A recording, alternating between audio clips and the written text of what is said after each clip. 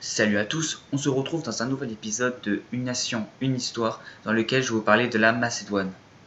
La langue parlée en Macédoine était le grec ancien, cependant elle était plus grossière qu'à Athènes. C'était un pays rude avec une population tribale, mais les Macédoniens sont d'origine grecque. Le royaume de Macédoine a débuté au 7e siècle avant Jésus-Christ et s'est éteint en 68 avant Jésus-Christ. Son territoire correspond au nord de la Grèce aujourd'hui. La Macédoine a longtemps été un petit royaume. Sa superficie s'est agrandie lorsqu'au IVe siècle, Athènes devient la cité la plus forte en Grèce. La Macédoine va assiéger des villes sous le contrôle des Athéniens, sans que les Athéniens puissent les défendre. Et même, on a une petite anecdote, c'est que pendant le siège, Philippe II de Macédoine va y perdre un œil.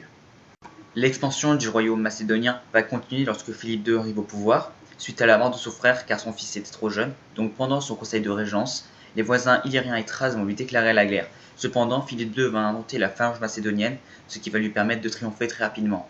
Il va ensuite décider de conquérir la Grèce, et il va prévoir d'envahir la Perse. Cependant, il est assassiné avant son départ. À sa mort, Alexandre, qui est son fils, arrive au pouvoir. Grâce à son génie militaire et tactique, il va triompher sur les Perses et arriver jusqu'en Inde en laissant derrière lui un vaste territoire. Lors de son voyage, il va créer une soixantaine de villes avec le nom d'Alexandrie, comme l'Alexandrie en Égypte ou Alexandrie d'Aragosia en Aragosie. Il va ensuite retourner à Babylone, il est tué à Babylone et laisse ses généraux se battre pour son territoire.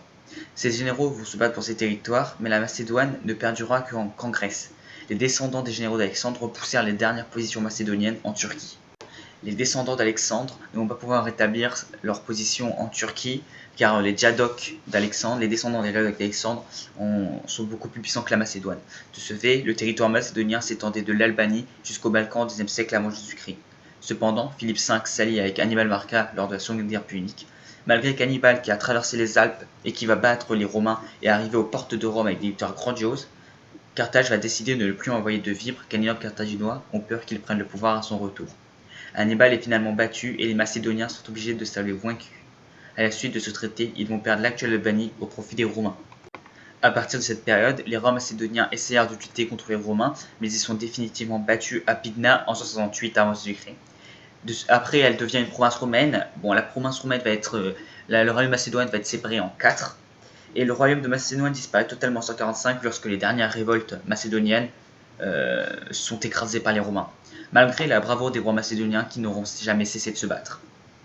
Donc j'espère que cet épisode vous aura plu. On se retrouve très bientôt pour un nouvel épisode de Une nation, une histoire.